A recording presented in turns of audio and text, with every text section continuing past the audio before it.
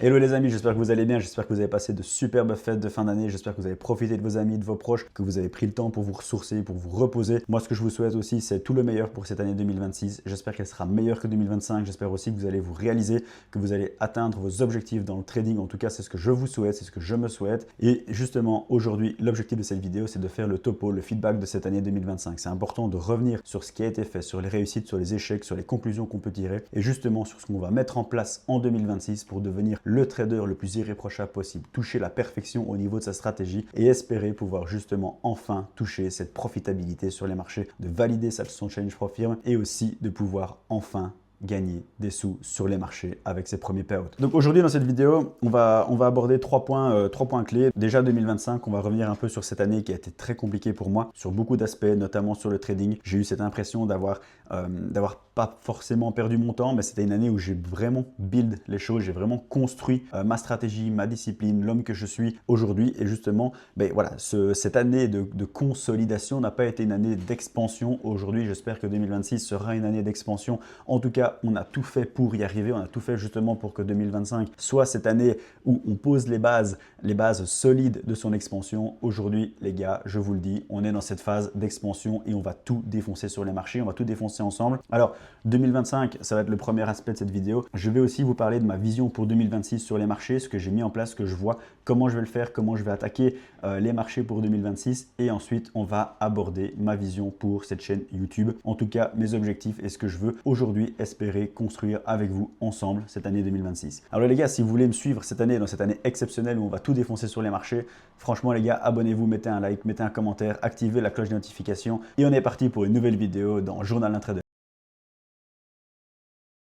Cette année 2025 n'a pas été une année facile du tout pour moi sur le plan du trading. J'ai passé énormément de temps derrière les écrans, j'ai énormément charbonné pour finalement pas forcément avoir les résultats escomptés. J'ai traversé énormément d'épreuves et je pense que c'est ce qui a fait aujourd'hui l'homme que je suis, le trader que je suis et ce qui fait aussi qu'aujourd'hui j'ai beaucoup plus confiance en moi, en ma stratégie et en ma capacité à justement obtenir une forme de performance sur les marchés. J'ai aussi pris confiance en moi, en mon biais et en cette capacité d'analyser les marchés seul. Comme je l'ai dit dans ma vidéo précédente, aujourd'hui, je ne délègue plus mon trading et ça, c'est vraiment cette autonomie, cette indépendance, cette souveraineté que j'ai pu acquérir cette année. Alors, si on revient vraiment sur cette année 2025, il y a eu 146 trades qui ont été pris. C'est la première fois en tout cas que j'ai une stratégie qui s'applique sur une année entière. C'est-à-dire que j'ai commencé début 2025 avec une stratégie, un plan, un setup et je l'ai gardé jusqu'à la fin. Alors évidemment, cette stratégie a évolué en fonction des phases, des drawdowns, en fonction des difficultés rencontrées, en fonction des challenges pro firm, en fonction aussi de mon mindset. J'ai suivi aussi des mentorships, j'ai payé donc un mentor, etc. Donc tout ça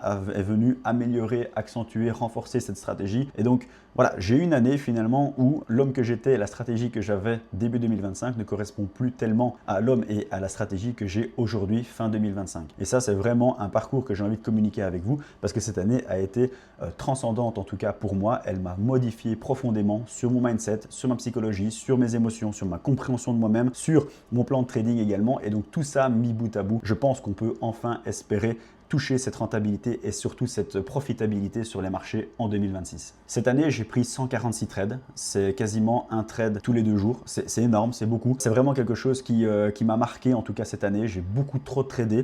Pas forcément de l'over trading, mais en tout cas beaucoup de trades qui n'étaient pas forcément en lien avec mon plan ou que j'aurais pu éviter. En tout cas, entre début 2025 et fin 2025, ce qui a vraiment changé en tout cas dans ma philosophie, dans ma vision, c'est que je veux trader moins mais mieux. Et donc j'ai vraiment essayé de réduire en tout cas mon exposition sur les marchés, en tout cas ma présence derrière les écrans. Ça, c'est quelque chose qui m'a vraiment modifié cette année et qui m'a vraiment impacté en tout cas dans la façon dont je trade aujourd'hui sur les marchés. J'ai fait plus 1,7%, c'est vraiment pas énorme. Je suis rentable, je peux le dire. Mais par contre, pour moi, ça relève plus du break-even. Et quand on compare ça à une performance avec un revenu passif, par exemple, du style investir sur le S&P 500 qui a rapporté près de 17%, 18% cette année, c'est misérable, 1,7%. J'aurais mieux fait de ne pas me faire chier à trader toute l'année et à passer 147 trades. J'aurais tout simplement pu mettre mes billets sur le S&P 500 sur un ETF et je me faisais pas chier, je faisais 18% de performance. J'ai décidé aussi de prendre en mars un mentorship, donc j'ai payé 2000 € pour être accompagné pendant un mois avec quelqu'un. Alors ça m'a beaucoup aidé, ça a permis en fait d'avoir un regard extérieur sur ce que je faisais de bien, ce que je faisais de mal. Il faut savoir que je suis principalement autodidacte, alors j'ai suivi des formations, etc. Mais le trading que j'ai mis en place, la façon dont je le fais et tous les outils que j'utilise, ça vient de moi. Et donc, j'avais besoin d'avoir pas ce réconfort, mais au moins cette confirmation que je suis sur le droit chemin, que ce que je fais, tout ce que je mets en place est correct. Alors ça a été très bénéfique pour moi parce qu'en fait ça m'a challengé sur ma stratégie. Le mentor que j'ai eu a permis de vraiment me pousser dans mes derniers retranchements. Il faut savoir qu'au début j'avais une stratégie sur l'OPR qui targetait 1 pour 2, donc j'étais prêt à perdre 100 $ pour en gagner 200. Et donc évidemment, mon edge sur les marchés était assez faible. J'avais un win rate de 50% et il fallait que je sois énormément présent sur les marchés pour pouvoir gagner des sous. Et donc, quand on a une chance sur deux de gagner, évidemment qu'on est rentable avec un win rate de 50% lorsqu'on target 1 pour 2, mais évidemment, pour passer des phases, des challenges, etc., ce ne sont pas des croissances qui sont agressives. C'est un travail de long terme. Et vu que moi, je travaille sur le côté et que je ne suis pas présent tous les jours sur les marchés, eh bien, voilà, ça ralentit encore plus le processus. Et c'est ce qui fait que pendant près de 4 mois, j'ai galéré à passer en fait mon challenge parce que voilà, j'étais limité par ma stratégie. Elle n'était pas optimisée, elle était simple, rapide, efficace. L'objectif était de ne pas passer beaucoup de temps sur les marchés. Quand on target de R, on est vite OTP.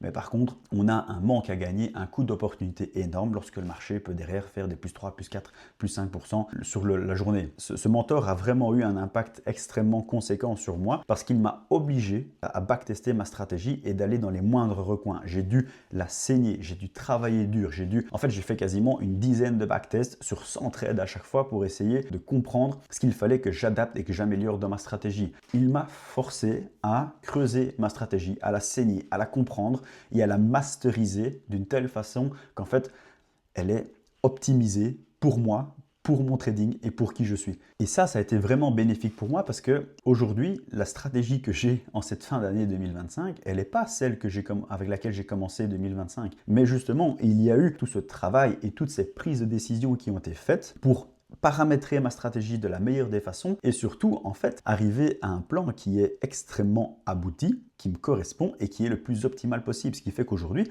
je trade du 1 pour 5 avec un trailing SL qui est remonté à 1 R dès qu'on touche les 2 R. Bref, c'est tout ce que j'ai mis en place et qui aujourd'hui m'apporte un réel edge sur les marchés et qui m'apporte aussi une forme de confiance en mon plan parce que je sais que ben voilà, j'ai un RR moyen par trade qui est d'autant parce que je sais que j'ai ce win rate, je sais que j'ai autant de suites de pertes possibles dans mon backtest sur près de 500 trades. J'ai masterisé ma stratégie d'une telle façon qu'aujourd'hui elle me correspond et surtout je pense qu'aujourd'hui j'ai réussi à pousser ma stratégie jusqu'à sa meilleure version. Et tout ça a été fait sur de la donnée, sur de la data que j'ai pu compiler, collecter. Et ça c'est vraiment une des forces de cette année, c'est que j'ai vraiment pris le temps de comprendre ma stratégie, de backtester les choses. Comme j'ai dit, j'ai 500 trades dans mon backtest, c'est énorme, ça veut dire que j'ai 21 mois de vue d'ensemble sur ma stratégie, sur qui je suis, sur mon trading, etc. Et donc ça me rassure fortement sur les perspectives, sur le fait que ma stratégie est justement optimisée sur base d'une connaissance, sur base d'une expertise, sur base aussi voilà, de données qui ont été monitorées, collectées, analysées en profondeur sur près de 2 ans. Donc ça c'est vraiment, je dirais, la richesse en tout cas de cette année 2025, c'est que j'ai vraiment pris le temps de build ça. Ça a aussi été une année où j'ai beaucoup investi. J'ai investi dans le mentorship, 2000 €. J'ai investi aussi voilà, sur TradingView, sur des outils. J'ai aussi acheté donc, ma Magic Key, ce qui me permet en fait de me professionnaliser sur les marchés, d'avoir justement, et vous pouvez le voir, vous l'avez vu probablement aussi dans mes récaps des mois précédents, une forme de stabilité aussi dans ma prise de perte, où j'ai des stop loss qui sont toujours les mêmes, qui sont standardisés. Mais ça, c'est justement l'avantage d'une Magic Key. Ce sont des investissements qui ont été nécessaires. J'ai aussi investi du matériel pour YouTube, etc. Donc ça a vraiment été une année où je me suis investi dans ma connaissance, enfin voilà, j'ai investi dans mes compétences, j'ai investi aussi dans le matériel aujourd'hui pour pouvoir me tourner vers vous et me tourner vers cette communauté et partager aussi mon expertise. Cette année aussi a été assez particulière parce qu'en fait, on peut être rentable sur 1 mois, 2 mois, on peut se sentir à l'aise dans son trading sur 2 mois, mais par contre, quand on le vit, le trading sur 1 an, on voit qu'une année peut être très longue et donc on voit aussi comment est-ce qu'on réagit en fait à toutes ces fluctuations, à ces hauts et à ces bas, à ces échecs, à ces réussites et comment en fait on se comporte. Et donc là, ça a vraiment vraiment été pour moi un bel apprentissage 2025 parce que ça a été une année extrêmement compliquée, mais ça a été aussi une année où j'ai appris à me connaître, où j'ai appris à encore mieux cerner mes émotions, à mieux les anticiper, mieux les comprendre. Et donc ça, c'est vraiment un vrai avantage pour moi. Ça a été un travail de fond. C'est pas du travail qui est forcément visible, mais qui a payé parce que sur les 3 derniers mois, j'ai quand même réussi à prendre très peu de trades hors plan. C'est important d'avoir un plan qui fonctionne, un système qui est rentable, mais si vous n'avez pas la psychologie derrière, votre plan peut s'effondrer. Et inversement, si vous avez la psychologie, mais que vous n'avez pas un plan, un système qui est rentable, vous n'y arriverez pas non plus. Aujourd'hui, je pense que j'ai pu travailler cette année de façon équilibrée, tant les aspects mindset, psychologie et émotion, et aussi évidemment ce trading plan qui est ce système qui est pour moi désormais optimisé. Donc j'ai l'impression que je commence 2026 sur des bases qui sont solides. Je suis prêt maintenant à opérer sur les marchés avec ma stratégie qui est optimisée. Et donc évidemment, quand on trade sur un an comme ça, eh bien on se rend compte que le trading, c'est pas évident d'avoir cette forme de constance sur toute l'année dans les résultats par rapport aux conditions de marché, par rapport aux news, par rapport à tous ces éléments macro. On a eu aussi les Trump et les taxes douanières, etc. On a eu énormément d'éléments géopolitiques qui sont venus influencer le trading. Et donc ça, c'est super riche aussi pour moi d'avoir ce recul, de me dire que voilà, sur une année, j'ai pu passer par toutes ces phases-là. J'ai pu en fait aussi renforcer mes convictions, mon biais, ma capacité à analyser. J'ai aussi travaillé sur ma souveraineté décisionnelle, sur mon autonomie. Et ça, c'est une vidéo que j'ai fait justement sur le ne délègue pas ton trading. C'est quelque chose que j'ai vraiment pu construire et build toute cette année 2025. J'ai aussi renforcé en fait les convictions en moi, en fait en ma passion. Le trading est resté depuis près de 3 ans maintenant quelque chose qui m'anime, qui me drive. J'ai ce feu en moi depuis 3 ans et ça s'est pas arrêté, même avec 1 an dans les lattes encore où j'ai eu des hauts, des bas, j'ai eu des pertes, j'ai vraiment pas eu le retour sur investissement, une récompense pour tout le travail qui a été accompli et je n'ai toujours pas baissé les bras. Et donc ça, c'est vraiment quelque chose qui s'est vu renforcer encore cette année 2025 et ça, c'est vraiment aussi pour moi quelque chose qui est extrêmement important parce que ça donne du sens et ça me conforte dans l'idée que c'est ça que je veux faire. Et donc voilà, j'ai cette conviction au fond de moi qui est que le trading est fait pour moi et que je suis capable d'y arriver, même s'il y a encore du travail et du chemin à parcourir. Alors oui, évidemment, mais il y a cette forme de constance qu'on doit avoir sur les marchés, mais aussi la gestion des drawdowns. Je suis passé à travers 3 gros drawdowns sur cette année. J'ai dû développer une vraie résilience. J'ai vraiment appris aussi à affiner mon money management et à faire en sorte qu'il soit plus dynamique. J'ai pu éprouver ma stratégie sur différents contextes de marché, des phases d'expansion, des phases de correction, des phases de consolidation, de range, comme on a pu avoir ici depuis mai. J'ai compris que ma stratégie s'adaptait un petit peu à toutes ces phases et comment est-ce que moi je devais aborder aussi le marché différemment en fonction de ces éléments-là. Bref, j'ai vraiment pu cette année maîtriser mes émotions, maîtriser ma stratégie et ça, c'est vraiment une prise en maturité qui est exceptionnelle en tout cas pour moi cette année. Alors évidemment, quand on regarde le retour sur investissement, sur tout le temps qui a été consacré, parce qu'on ne compte pas les heures passées sur TradingView en backtest ou autre, et qu'on n'a que seulement 1,7% de rendement sur son année, et qu'on a finalement passé aucun challenge, aucun payout, qu'on n'a rien gagné, en fait on a juste 1,7%, c'est juste une rentabilité théorique. Évidemment que j'ai pas gagné de sous encore, j'ai pas fait de cash out, j'ai pas de payout. Cette année, on pourrait avoir l'impression qu'elle a été une année dans le vide, et en fait c'était une année qui était nécessaire pour justement poser les fondations comme je l'ai dit. Et ça, c'est vraiment quelque chose qui était important parce que j'ai vraiment eu l'impression de me trouver dans mon trading et j'ai vraiment eu l'impression d'avoir trouvé le trading qui me convient et d'avoir enfin confiance en moi et en mon biais et aussi en ma stratégie. Et ça, pour rien au monde, je regretterais cette année qui est passée très vite et qui a été très douloureuse sur beaucoup d'aspects. Évidemment, le temps qui passe, c'est game changer pour un trader, tout simplement parce que c'est uniquement de la data et de l'expérience qu'il peut avoir. Je vois beaucoup de traders qui finalement passent tout leur temps à essayer de prendre des trades sur les marchés, à passer des challenges, mais en fait, ils ne collectent aucune donnée et ça, c'est vraiment un coup d'opportunité exceptionnel parce que c'est votre donnée qui va vous permettre de paramétrer votre stratégie. Et aujourd'hui, moi, j'ai vraiment pu accumuler une connaissance qui est exceptionnelle sur ma stratégie. J'ai 494 trades qui ont été encodés dans mon backtest. J'ai passé 21 mois. Je sais exactement le RR moyen que je peux avoir par mois, le nombre de trades moyens que je peux avoir par mois, l'occurrence de mes trades qui font TP en moyenne par mois. En fait, toutes ces données, en fait, ça vous donne un edge exceptionnel parce que vous avez vraiment une compréhension profonde de votre trading, de votre stratégie. Vous avez une connaissance profonde des jours, des time zones, bref, de tout ce qui peut apporter des éléments de confirmation sur votre stratégie qui vous donne un vrai edge sur les marchés financiers. Ok, on va se retrouver maintenant sur ma tablette pour justement essayer de voir un petit peu cette année en chiffres et essayer de remettre les choses dans leur contexte. Ouais, et donc on voit quoi? C'est que sur une année, j'ai eu 6 mois en positif, 6 mois en négatif. Donc ça, voilà, ça traduit aussi finalement pourquoi est-ce que je me retrouve finalement en forme de break-even sur mon année. Alors le mois de janvier, ça n'a pas été un mois qui a été facile parce que ben, ça a été les premiers mois où j'étais sur ce challenge ProFirm. C'est la première fois aussi où j'éprouvais des émotions par rapport au fait de trader un capital assez conséquent. Enfin, 10 000 $, c'est pas conséquent, mais c'est vraiment, ça impacte avec les règles de money management, avec les règles aussi de la PF. Je me suis repris en main à partir de mi-janvier et donc ça n'a pas pu rattraper du coup la perte que j'ai eue, mais par contre on constate que à partir de février, mars, avril, j'ai commencé vraiment à avoir cette forme de progression positive où j'ai eu des très beaux mois, des mois à 6,4 R, 3,6 R. J'ai aussi eu un mois de mai qui était exceptionnel où j'ai fait plus 7%.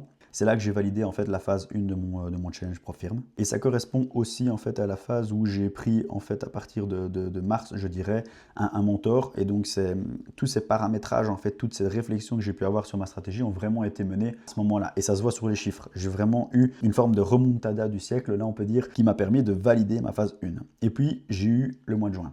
C'est-à-dire que j'avais amélioré ma stratégie, elle n'était pas encore optimisée comme elle l'est aujourd'hui, mais j'avais justement travaillé sur ma stratégie pour pouvoir l'améliorer ou tout du moins réduire au maximum mes pertes. Le mois de juin est arrivé et ça a été le premier mois négatif que j'ai eu sur mon backtest dans ma stratégie. Et donc ça, c'était le premier mois où évidemment, si ton mois est négatif et que toi derrière tu n'es pas irréprochable et tu ne te rapproches pas de la perfection par rapport à ta stratégie, que tu n'exécutes pas ton plan comme il le faut au quotidien, eh bien évidemment tes pertes elles sont importantes. Ce mois-là, normalement je ne devais pas avoir une perte de 7%, mais je l'ai eu parce que j'ai su rentrer dans une phase psychologique. J'avais validé ma phase 1, j'étais très content, je me suis dit que ma phase 2 irait comme sur des roulettes. Je commence ma phase 2 avec un mois qui est dur sur mon backtest, qui est dur dans ma stratégie, où ma stratégie ne fonctionne pas ce mois-là. Ça a été un mois qui a été compliqué.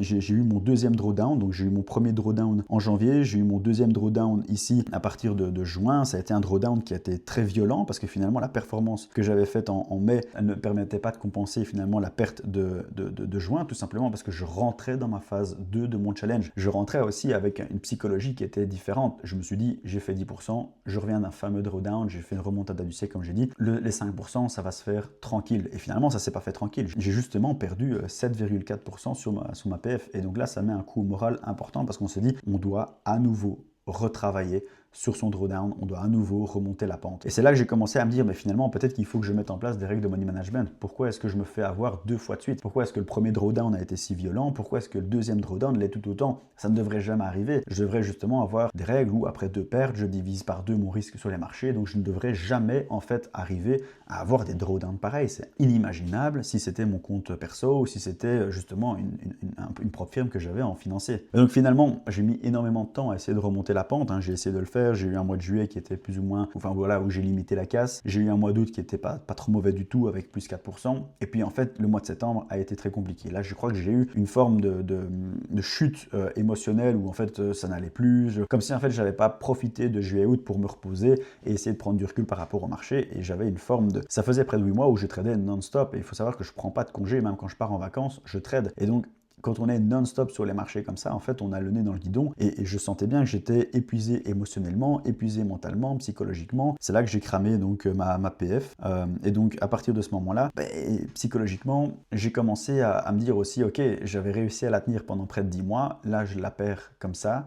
C'est ok. Et c'est là que j'ai vraiment appris aussi à lâcher prise et à me dire c'est juste de l'argent, c'est juste 85 € un challenge, c'est ok, on avance et on passe à autre chose. À partir d'octobre, j'ai commencé sur ma nouvelle stratégie, beaucoup plus solide émotionnellement aussi sur ma stratégie. C'est là que j'ai fait tout le travail nécessaire pour optimiser ma stratégie et c'est celle que j'ai aujourd'hui. Malheureusement, le marché a été compliqué. Vous l'avez vu donc dans la vidéo sur le débrief des mois précédents. La stratégie a été compliquée, j'ai pas forcément performé, ce qui fait que j'ai eu des mois sur mon challenge ProFirm qui n'ont pas été forcément rentables. J'ai donc encore creusé mon troisième drawdown, le troisième drawdown que je vis actuellement et qui fait que je démarre 2026 encore en drawdown à moins 5,4 R. Ça fait aussi partie de la réalité de ce que j'ai vécu sur cette année 2025. Alors si on fait le topo un peu sur le trimestre, parce que j'aime bien aussi découper regrouper la donnée sur non pas uniquement mensuellement, mais aussi trimestriellement, parce que c'est comme ça que dans le domaine de la finance, on essaie d'analyser un peu les choses. On voit que le T1 et le T2, les premiers trimestres ont été assez rentables, voire même très bien rentables pour le premier. Ça correspond en fait aussi à cette phase où j'avais le mentorship, où j'affinais ma stratégie, etc. Et puis en fait, à partir du T3, bah, c'est là que ça a été plutôt la décadence, où j'ai perdu mes challenges, c'est là où j'ai perdu mon challenge, c'est là où j'ai dû en reprendre un et j'ai eu une fin de mois qui était compliquée aussi. Et quand on met ça bout à bout, on se rend compte que la rentabilité sur une année, elle est extrêmement compliquée. Et c'est là qu'on se dit, bah, en fait, le trading c'est simple, je fais 2% par mois et c'est bon, c'est comme si on était salarié. Mais non, ça ne fonctionne pas comme ça. Il y a des mois qui sont exceptionnels, il y a des mois qui sont merdiques, il y a des mois qui sont break-even, il y a des mois qui sont corrects et d'autres non. Et donc voilà, en fait, c'est juste une succession de mois, c'est juste une succession de semaines et de jours où en fait, il faut être le plus irréprochable possible, le plus parfait possible. Et c'est pas toujours évident. On n'est pas des robots, on n'est pas des machines. Et ça, ben voilà, c'est ce que j'ai pu expérimenter cette année et ça m'a énormément appris, tant sur moi, sur ma discipline et sur ce que je dois faire pour essayer au quotidien de recharger les batteries quand il faut, de justement pouvoir avoir le sommeil et le repos nécessaire, le recul qu'il faut sur les marchés et aussi de comprendre mes états émotionnels où là où je me dis, oh, je suis pas bien du tout, il faut que je prenne du recul. Voilà, bref. Alors, si on regarde finalement l'overview sur toute l'année, ben on voit qu'il y a eu énormément de trades qui ont été pris. On voit que cette première phase ici, jusque janvier, eh bien, ça a été une phase assez compliquée où j'ai eu beaucoup de pertes et ça a été mon premier drawdown. On voit aussi que j'ai réduit le risque drastiquement. Ici, je tradais avec 1% de risque et puis évidemment, donc j'ai eu un Air Max qui a diminué sur les trades qui suivaient où en fait finalement ça n'avait plus aucun sens parce que je tradais avec 0,1% de mon capital juste parce que j'avais cette peur énorme et que je devais traverser cette phase émotionnelle qui était horrible. Ça fait partie des choses et puis à un moment ou un autre, en fait, on commence à récupérer un niveau du poil de la bête et on commence à repartir. Et c'est à partir de février que j'ai commencé à avoir des bons mois jusque, je dirais, mai, où c'est là où j'ai validé mes challenges. C'est là où j'ai aussi eu des trades qui étaient plus importants, où j'ai commencé à targeter des 5R. Vous voyez ici que sur cette phase-là, j'ai pas forcément de constance, en tout cas dans les TP que je faisais, tout simplement parce que je me cherchais. Je faisais justement du backtest avec mon mentor où je faisais des 2R, des 3R, des 2,5, des 4R, je faisais des stop suiveurs, etc. Donc j'ai eu des profits qui étaient intéressants, d'autres qui étaient moins. J'ai targeté des 5R. Et donc voilà, je n'avais pas forcément de constance, en tout cas dans le rendement, en tout cas dans les TP. Par contre, ce qu'on peut voir, c'est que j'ai une énorme constance au niveau des stop loss. Et donc ça, c'est vraiment quelque chose qui est important. Je n'ai pas de grosses pertes. Je n'ai pas de pertes qui crament un compte directement. Et ça, c'est vraiment, dû en fait à mon Magic Key qui me permet de professionnaliser aussi, de standardiser finalement les pertes que j'ai dans mon mois et dans ma semaine. Donc ensuite, on constate qu'à partir de juin, ça a été mon deuxième drawdown. Et en fait, les drawdowns, ça se voit très vite. Il y a très peu de gains, il y a beaucoup de pertes. Et ensuite, il y a les pertes qui commencent à diminuer dans le sens où le Air Max rediminue encore. On n'est plus à l'aise, on n'est plus en confiance. On a peur de perdre, on a peur de l'échec. Et donc, on commence à faire ce travail de réduire finalement la voilure pour essayer de remonter les choses. Et donc, le deuxième drawdown qui a été assez compliqué à partir de juin où j'ai eu beaucoup de pertes consécutives. Et puis, j'ai vraiment eu cette phase de septembre où on voit que j'ai eu énormément de pertes. Et ces pertes, finalement, ont fait que j'ai perdu ma première PF. Et donc ensuite, on arrive à cette fin d'année que vous connaissez, où j'ai quand même pas une belle réussite sur les marchés, j'ai beaucoup de pertes aussi. Et donc finalement, on se retrouve sur une année qui est en demi-teinte. Par contre, ça a été une année qui a été extrêmement dure psychologiquement, mentalement, qui a nécessité en fait une vraie robustesse, une vraie résilience de mon plan, de moi-même, un vrai travail sur moi, un développement personnel qui était vraiment profond. Et donc ça a été nécessaire franchement pour pouvoir envisager 2026 plus sereinement. Alors, ça c'est une des vues que j'aime bien fournir, cette overview sur tous les trades qui sont pris. Ça permet de comprendre aussi les phases de drawdown, de comprendre aussi le lien avec les trimestres qui sont gagnants, perdants et aussi avec la perspective par mois. Mais par contre, ce qui est important aussi, c'est le RR cumulé et donc de voir en fait cette equity curve, comment elle évolue en fonction de son année.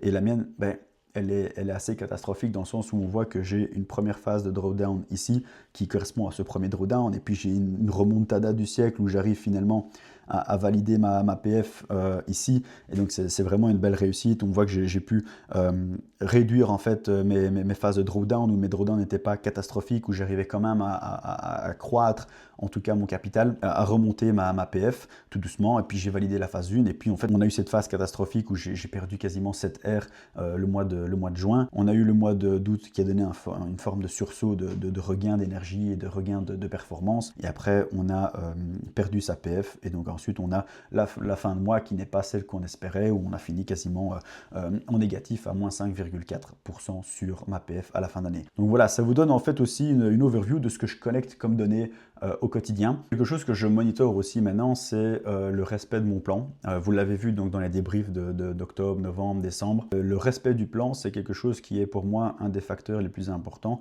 En fait, je ne suis pas intéressé par le rendement, le profit, le RR total à la fin du mois. Ça ne m'intéresse pas. La vraie donnée que j'analyse, c'est à quel point j'ai été irréprochable sur mon mois. Tout simplement parce que c'est le vrai KPI, le vrai OKR qui est nécessaire et qui est vraiment sur le processus, pas sur le résultat. Ce n'est pas le résultat qui est important, c'est le processus que je suis, c'est qui je deviens à force de respecter mon plan sans faillir. Et donc c'est vraiment ça qui est important. Si je suis le plus irréprochable possible, que je prends tous les trades dans mon plan, que je réduis les trades hors plan ou les erreurs, a priori, je ne vois pas pourquoi les résultats ne suivraient pas. Et donc pour moi, c'est l'élément capital sur lequel je dois me concentrer aujourd'hui. Et qu'est-ce qu'on voit dans mes données? C'est qu'en fait, j'ai quand même 16% de trades qui ne sont pas OK, qui ne respectent pas mon plan.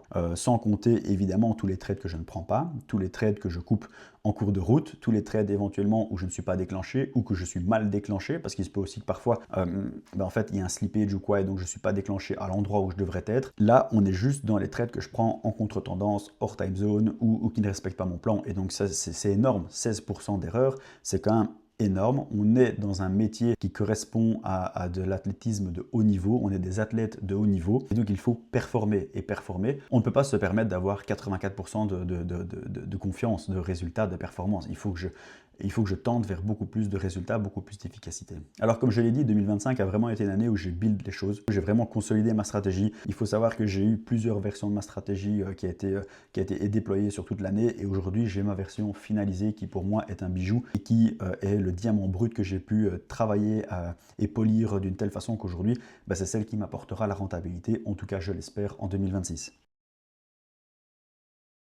Ma première grande résolution pour cette année 2026, c'est vraiment de passer mon risque à 2% par trade. Et jusqu'à présent, j'ai tradé 1% par trade. Je n'ai pas eu des mois qui étaient forcément favorables. Par contre, j'ai constaté que ça fait 3 mois déjà que je trade sur ce capital, que je trade sur cette firme. Et donc, j'ai vraiment envie d'accélérer. Je n'ai plus cette peur de perdre, je n'ai plus cette peur d'échouer. Voilà, maintenant, je veux avancer vite et je veux charbonner. Et je veux plus perdre de temps. C'est-à-dire que maintenant, je ne traderai qu'avec du 2% par trade. Ça veut dire évidemment que sur un challenge firme, si j'enchaîne 5 paires d'affilée, je risque de faire sauter ma propre firme. Mais c'est des choses que j'accepte parce que je connais ma stratégie, parce que j'ai confiance en moi. Et je sais que la seule chose que je dois faire maintenant, c'est respecter mon plan le plus possible et après tout ira bien. Et donc évidemment, c'est très agressif, mais c'est très agressif parce que j'ai déjà 1 an de backtest, j'ai déjà 1 an d'expérience sur les marchés et j'ai confiance en moi désormais, j'ai confiance en ma stratégie. Donc ça, c'est la première chose. La deuxième chose, c'est le money management. Comme je l'ai dit, je renforce ça encore, je ne fais pas de money management dynamique en phase de passage, en phase 1 en tout cas, de passage d'une propre firme. Je le perds, c'est pas grave. Voilà, je verrai si je le fais aussi en phase 2 de mon challenge propre firme. En tout cas, ce qui est sûr, c'est qu'une fois que je suis financé, je passe à 0,5%. Ça, c'est ma première résolution. Ma deuxième résolution, c'est plutôt par rapport à l'irréprochabilité que je peux avoir sur les marchés. Je dois être le plus parfait possible. Je dois essayer de me coller le plus possible à mon plan, à ma stratégie et être, comme je l'ai dit, irréprochable, discipliné, strict et ne jamais, ou tout du moins, essayer de minimiser mes sorties de plan. J'ai mis comme target, comme KPIs, de ne pas descendre en dessous de 95% de trades qui sont rentrés dans le plan. C'est-à-dire que j'accepte 5% de mes trades qui sont des trades par erreur. Évidemment, pour avoir 95% de réussite de trades qui sont pris dans le plan, il y a plusieurs choses que je mets en place. La première, elle est simple, c'est que je dois avoir un système qui est tellement clair, tellement précis, tellement structuré que je ne peux pas sortir des conditions de ce plan. Aujourd'hui, je l'ai. Il n'y a pas de raison, que ce soit la tendance, que ce soit les time zones, que ce soit les cassures d'OPR, que ce soit le momentum, la localisation, etc. J'ai tous les éléments qui sont imbriqués, qui sont clairs, qui sont structurés dans ma tête. Donc ça, c'est une chose qui est claire. Le deuxième élément qui va me permettre justement de réduire ces erreurs et de me rapprocher le plus de la perfection, c'est la préparation. Donc c'est important de savoir qu'avant de rentrer sur un marché, d'avant de prendre une position, il y a déjà une préparation technique, c'est-à-dire qu'il y a une analyse de marché qui doit être faite en amont. Donc 20, 30 ou 40 minutes avant, eh bien, je me pointe sur les écrans et j'analyse les marchés, que ce soit tout simplement le dollar, j'essaie de comprendre un peu où on se situe au niveau des indices européens, au niveau des indices américains, j'essaie de voir aussi au niveau de la volatilité, j'essaie de voir aussi un petit peu s'il y a des news économiques ou des news qui sont sorties pendant la nuit ou qui vont sortir dans la journée. Donc il y a une préparation, je dirais, technique liée à l'analyse de marché ou à la définition d'un biais. Et donc à partir de ce moment-là, quand je définis ce brief et que j'analyse le marché dans les différents time frames, j'arrive à aboutir en fait à un biais, à une direction, une tendance, qu'elle soit haussière ou baissière. haussière. Et donc le fait déjà de pouvoir cadrer le marché et de définir mon biais pour la journée, ça évitera que je prenne des trades hors tendance ou pas. Si je définis que la journée va être haussière, je ne vais chercher que des longues. Et si il y a des cassures d'OPR à la baisse ou en short, je ne dois pas les saisir. Donc ça permet déjà de restreindre en quelque sorte le plan de trading. Mon plan est déjà très clair, très structuré, mais si en plus de ça, je viens rajouter un biais et que je reste dans ce biais, il n'y a pas de raison que je sorte de mon plan. Ça, c'est une première chose. La deuxième chose, c'est aussi de pouvoir se préparer émotionnellement, de se préparer mentalement au marché. Et ça, pour ce faire, j'ai mis en place différentes routines qui me permettent d'y arriver. La première, c'est d'avoir en fait imprimé sur une feuille papier comme celle-ci en fait mes conditions de trading, en fait mes règles de trading, mon système avec l'ensemble des étapes, des règles que je dois respecter pour pouvoir rentrer sur une position, pour pouvoir rentrer sur le marché. Chaque jour, mon objectif, c'est de les relire. Pas que je les connais pas que je les oublie, mais juste en fait le fait de se rappeler quelles sont les conditions d'entrée pour pouvoir prendre une position en short ou en longue, eh bien c'est quelque chose qui te remet déjà dans le contexte. C'est une préparation comme un chanteur va faire des vocalises avant de rentrer sur scène. C'est vraiment un peu le même principe. Alors ce que j'ai fait aussi, c'est que j'ai imprimé 3 phrases. Ces 3 phrases, je les ai aussi là écrites sur une feuille de papier que je relis chaque jour avant de commencer ma session de trading. Et je vais vous les lire. La première, c'est « Je ne suis pas ici pour gagner. Je suis ici pour respecter mon processus ». La deuxième phrase, c'est « Ce qui compte, ce n'est pas le résultat d'aujourd'hui, c'est qui je deviens à force d'exécuter mon plan sans faillir ». Et la troisième phrase, c'est « Mon job n'est pas de deviner, mais d'exécuter mon système ». Ces 3 phrases, en fait, permettent de déjà se remettre dans un contexte mental et psychologique. On n'est pas là pour anticiper le marché, on n'est pas là pour espérer gagner, on est là pour exécuter son plan. Et en fait, ça me rappelle chaque jour que l'important, ce n'est pas le résultat que je fais à la fin de la journée, qu'il soit positif ou négatif, break-even ou autre. L'objectif, c'est que j'exécute mon plan sans faillir. Et c'est l'homme que je deviens à force d'exécuter ce plan qui va me permettre de réussir. Je vous invite éventuellement soit à réimprimer ces 3 phrases, soit tout simplement en fait en trouver d'autres. Il y a plein de phrases ou de citations qui sont aussi inspirantes comme ça. Si vous voulez, je les mets dans la description de la vidéo, comme ça vous pouvez les retrouver. Et je dirais que la troisième chose que je mets en place aussi, c'est le fait de m'exposer le moins possible au marché. Donc déjà, j'ai ce plan qui a été optimisé, qui me permet en fait de réduire drastiquement le nombre de positions que je prends et le temps que je passe sur les marchés. Mais il y a aussi cette volonté qu'une fois que la position elle est prise, je n'ai plus de maîtrise sur le trade. Le trade, il peut aller à la hausse, à la baisse, il peut me stop loss, il peut me TP, peu importe. Moi, la seule chose que je devais faire, c'était mon job, c'était de rentrer sur le marché en respectant mes conditions. Peu importe le résultat, je n'ai plus de maîtrise là-dessus. Si c'est TP, c'est comme ça, j'ai respecté le plan. Si c'est SL, c'est pareil, je peux rien y faire, c'est le marché qui en a décidé comme ça et moi je dois juste en fait prendre du recul. Donc l'objectif aussi, c'est de ne pas essayer de FOMO ou d'être soumis à mes émotions pendant toute la durée du trade. Une fois que le trade est pris, je clôture, je ferme les écrans et j'ai mes alertes. Une fois que voilà, je dois remonter à break-even ou passer en trailing SL, peu importe, mon trade est sécurisé ou pas, je dois juste en fait me déconnecter et essayer de me concentrer sur d'autres choses. Comme vous savez, j'ai un boulot sur le côté, j'ai plein de raisons qui me poussent finalement à passer le moins de temps possible sur les marchés et à me consacrer à d'autres choses et à me concentrer sur d'autres choses. Voilà. Au niveau des objectifs 2026, j'ai quand même de grandes ambitions pour cette année. J'ai vraiment envie de valider ce challenge ProFirm. Vous savez que je galère depuis déjà maintenant 3 mois sur celui-ci. J'ai perdu le précédent. Et donc pour moi, c'est pas, je sais pertinemment bien que c'est pas ce challenge qui va me rendre riche ou qui va me permettre de quitter mon boulot, qui va me permettre de vivre une vie exceptionnelle. Non, pas du tout. Mais par contre, ce premier step est un step qui est important pour moi pour valider en fait mon plan, ma stratégie, mes compétences et de me montrer que je suis capable de le faire. Je veux absolument valider ce 10K et j'aimerais le valider voilà, dans les prochaines semaines, prochains mois. C'est pour ça aussi que c'est pas de l'impatience, c'est aussi une volonté de ne plus perdre de temps et de justement accélérer maintenant que je suis capable de trader. Et donc c'est pour ça que je passe à 2% par trade, c'est justement pour valider plus rapidement mes challenges ou pas. Voilà, donc première phase, c'est première étape en tout cas, et j'espère pouvoir vous les montrer au fur et à mesure. Premier step, c'est vraiment valider ce 10K. Une fois que je l'ai validé, c'est de prendre un premier payout de 2% max sur cette PF et de pouvoir cash out les premiers sous que je peux faire en trading. Une fois que c'est fait, je ne vais pas acheter un compte à 200K ou un compte à 100K, c'est vraiment d'abord de consolider les bases. Sans pour autant trop s'exposer financièrement, c'est de prendre un 50K et de le valider. Une fois qu'il est validé, là aussi j'attends un payout de 2% et après j'envisage la suite. Moi a priori je pense que quand j'aurai validé ces deux profirmes là, je vais les fusionner, ça me fera un compte à 60K. Ça me permettra aussi de passer à l'étape suivante. La troisième étape pour moi cette année, si j'y arrive, c'est de valider un compte à 100K. C'est l'objectif minimum que je me suis fixé cette année, c'est-à-dire à minima d'arriver à ce step 3, valider un challenge propre firme à 100K chez FTMO et essayer de faire mon premier payout de 2%. Quand j'aurai fait ces 3 étapes-là, je pense que j'aurai suffisamment de confirmation dans le cadre de mon trading et de suffisamment de capital que pour pouvoir espérer ensuite me faire un revenu complémentaire ou éventuellement faire un premier salaire comme si c'était une activité principale. Et alors je me suis laissé quand même un step 4 qui est ambitieux mais qui pour moi a du sens, c'est de valider un challenge pro firme à 200K. Là c'est vraiment du bonus, j'ignore si j'y arriverai ou pas. Voilà, il y a beaucoup d'étapes, beaucoup de choses à faire, il y a je sais qu'une année c'est très long. Voilà, on va essayer d'y arriver, on va essayer de le faire et donc voilà, à minima le 100K cette année, dans le meilleur des mondes, on essaie de valider un 200K. Et le dernier plan que je voulais aborder avec vous sur cette vidéo, c'est YouTube. Dans ma carrière de trader, moi ce que je voulais principalement, c'était en fait communiquer, partager, etc. Donc j'ai pas forcément d'envie de créer une école, une communauté où je fais des PDF ou des formations ou quoi que ce soit. C'est pas forcément ce que j'envisage. En tout cas, pour cette année 2026, mon objectif c'est vraiment de vous partager un max d'expérience, un max de valeur. Je sais que le contenu ne sera pas forcément technique, c'est pas l'objectif de la chaîne, c'est pas mon objectif à moi. Moi ce que je veux, c'est vraiment vous partager ce que j'ai vécu, donc mon vrai vécu, ma vraie expérience, des choses ce par quoi je suis vraiment passé. Voilà, on va essayer de rester sur cette dynamique-là. J'ai beaucoup à apprendre aussi dans le montage, dans les vidéos YouTube, etc.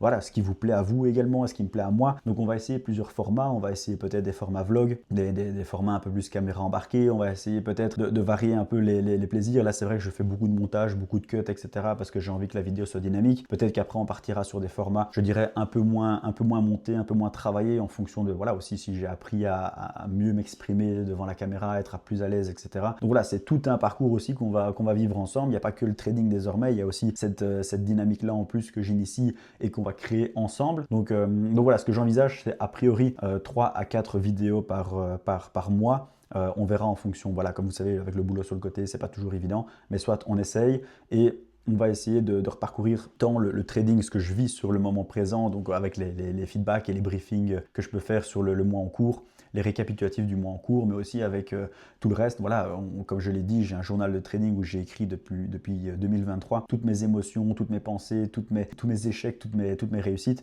Et donc j'ai énormément de choses à vous partager. Je retourne aussi dans ces pages, dans ces mots qui sont maintenant 2-3 ans dans le passé. Et donc en fait, moi, ça me fait énormément de plaisir de les relire et de voir l'homme que je suis devenu, le trader que je suis devenu et de vous le partager. Ben voilà, ça peut vous aussi vous motiver à vivre ça et à travailler. Ça prend du temps, mais vous voyez qu'avec le temps et beaucoup de travail, beaucoup d'acharnement, on peut y arriver, quoi. Voilà, pour l'instant, j'initie le YouTube. Je n'ai pas de vision très précise de ce que je veux. Voilà, je me suis fixé quand même un objectif d'atteindre 500 abonnés à la fin de l'année 2026. Je pense que c'est atteignable. Je ne sais pas non plus s'il y aura des collaborations, s'il y aura des partenariats ou quoi que ce soit. On verra. Je n'ai absolument pas de plan, en tout cas sur la comète par rapport à ça. La seule chose que je sais, c'est que je suis passionné par le trading et que j'ai envie de le transmettre dans mes vidéos YouTube. Et donc voilà, je vous donne tout ce que je peux vous donner en toute transparence. Et c'est vraiment l'ambition de la chaîne et c'est vraiment ce qui m'anime en tout cas aujourd'hui. J'espère que tu as kiffé la vidéo. J'espère aussi que tu as fait ton bilan 2025 et que tu as fait tes projets pour 2026. N'hésite pas à noter tous tes projets, toutes tes ambitions, tous tes objectifs et à les échelonner dans le temps, mettre en place vraiment un vrai tableau de suivi pour pouvoir y arriver. Quelles sont les actions que tu vas devoir mettre en place? Essaye de te focaliser sur le 80-20. Et voilà, tu vois, moi ici, j'ai mis des choses en place. Je me focalise pas sur un rendement ou un RR total à la fin de l'année. Je me focalise sur 95% de trades qui sont dans le plan. Et je pense que si j'y arrive, il n'y a aucune raison que les résultats ne suivent pas. Donc, essaye de te concentrer sur ce qui a de la valeur. Optimise ton plan, n'aie pas peur de backtester, renforce ta connaissance, tes données, tu dois vraiment passer par là, ça fait partie du processus et donc ce temps n'est pas perdu. Et évidemment, quand on regarde mon bilan sur 2025, on se dit que j'ai pas progressé, que j'ai pas évolué. En effet, sur les chiffres, j'ai fait plus 1,7%, c'est rien, j'ai pas validé de PF, j'ai pas fait de payout. Et donc, on peut croire que c'est un échec. Et en fait, l'apprentissage, il a été réel. Et aujourd'hui, ce sont des bases qui ont été posées que je ne vais plus devoir refaire, retravailler, etc. Et aujourd'hui, je vais pouvoir capitaliser là-dessus. Et cette année, moi, je vous le dis, les gars, ça va être une année d'expansion, ça va être une année exceptionnelle. On va construire quelque chose ensemble aujourd'hui. Vous allez me suivre, vous allez voir comment est-ce que j'essaye de surmonter les épreuves de la vie, comment j'essaie de surmonter aussi les épreuves que le marché m'impose, etc. Et donc, voilà, les gars, je pense qu'on peut grandir ensemble. Je pense qu'on peut arriver d'ici fin 2026 avec un bilan qui est exceptionnel. Et je vous le souhaite pour vous, je me le souhaite pour moi. Bon les gars, on arrive à la fin de la vidéo, j'espère que vous avez kiffé le contenu. En tout cas, c'est que le début pour 2026, il y a plein de belles choses qui arrivent pour vous comme pour moi. Et n'oubliez pas, une année c'est 12 mois, 52 semaines. 365 jours, les gars, il faut rien perdre. Et pour bien réussir une année, il faut bien réussir son mois. Pour bien réussir son mois, il faut réussir sa semaine. Et pour réussir sa semaine, il faut réussir sa journée. Donc commencez dès demain, charbonnez les gars, et on se revoit dans un an pour faire le bilan 2026. Ciao, ciao, prenez soin de vous les amis.